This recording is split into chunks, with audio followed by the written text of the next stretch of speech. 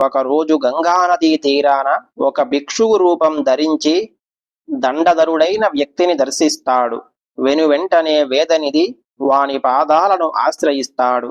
దానికి ఆ భిక్షువు చీదరించుకొని కసిరి కొడతాడు. అయినా సరే పట్టిన పాదాలను మాత్రం విడువకుండా, మహానుభావా, తమరు సాక్షాత్తు వ్యాస భగవానులను నేను గ్రహించాను, అందుచేతనే మిమ్మల్ని శరణు పొందగోరుచున్నాను అంటాడు. ఆ మాటలు విన్న ఆ అజ్ఞాత భిక్షువు గంగానది ఒడ్డు వైపునకు నలుదిశలా బిత్తరి చూపులు చూస్తూ, ఇంకా తనను ఎవరైనా చూస్తున్నారేమోనని తలచి వెంటనే వేదనిధిని ఆప్యాయంగా చేరదీసి, నా యొక్క రహస్యం మాత్రం ఎవరికీ తెలియకూడదు, ఇంతకీ నీకు ఏమి కావాలో కోరుకో అంటాడు.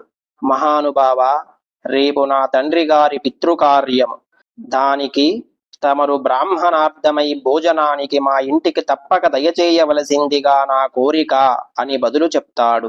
అందులకు ఆ మహర్షి అతని ఆహ్వానాన్ని అంగీకరిస్తాడు.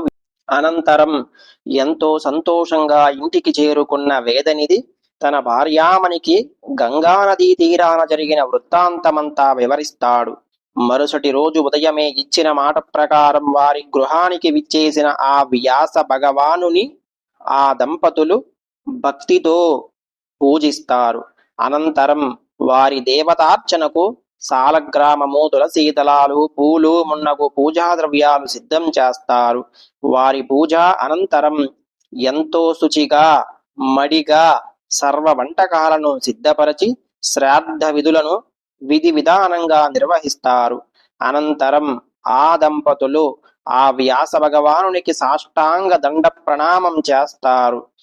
వారి ఆతిథ్యానికి ఎంతో సంతోషించిన ఆ వ్యాస భగవానుడు, ఓ పుణ్య దంపతులారా, మీకు ఏం వరం కావాలో కోరుకోండి అని అంటాడు. మహానుభావా, మేము ఎన్నో నోములు వ్రతాలు చేశాము, అయినా సంతాన భాగ్యము మాత్రము మాకు కలుగలేదు అని బదులు పలుకుతారు. ఓ ఆదర్శ దంపతులారా, అందుకు మీరు చింతించాల్సిన పని లేదు.